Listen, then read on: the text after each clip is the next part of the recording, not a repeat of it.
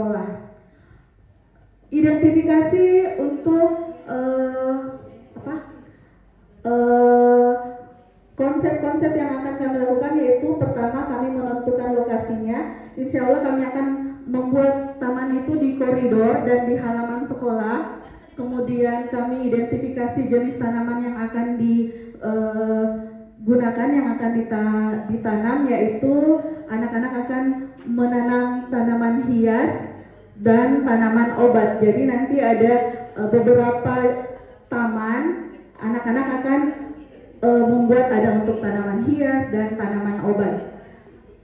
Nah, untuk identifikasi media atau alat dan bahan yang akan digunakan, yang pertama itu ada botol bekas, ada ban bekas, ada juga disediakan untuk pot bunga, ada disediakan batu-batu dan tanah, dan tanaman hias itu sendiri.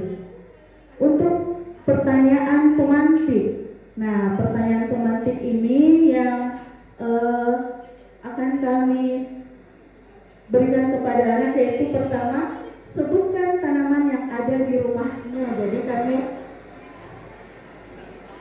dimatikan, coba dimatikan baru cek, kasih naik lagi,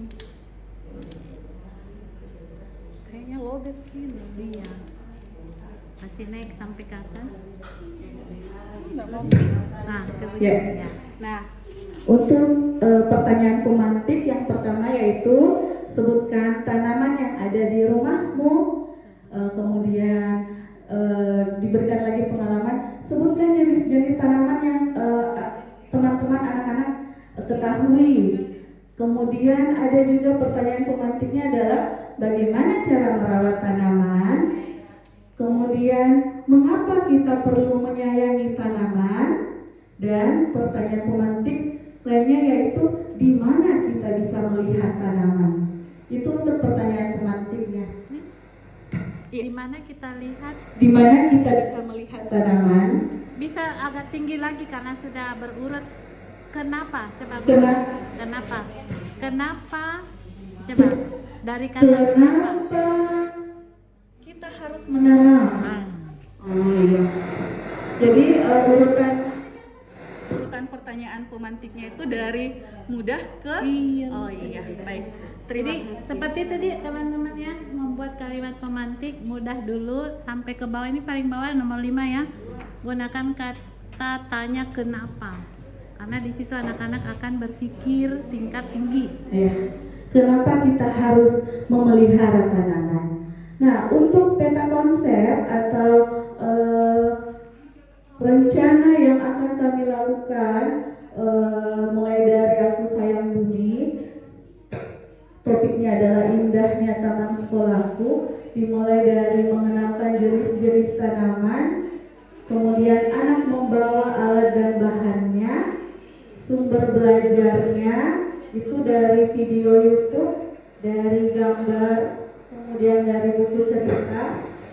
Dan untuk tahap pengembangannya ada dari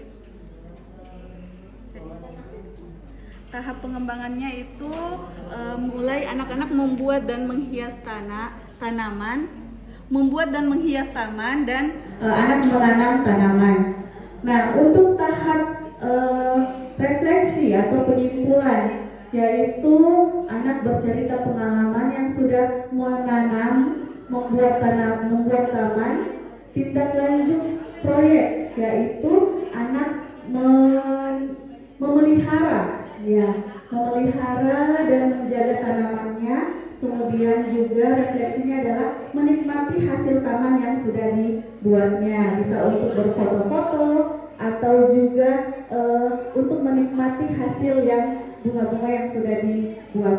Mungkin demikian dari kami, dari persentase untuk LK2.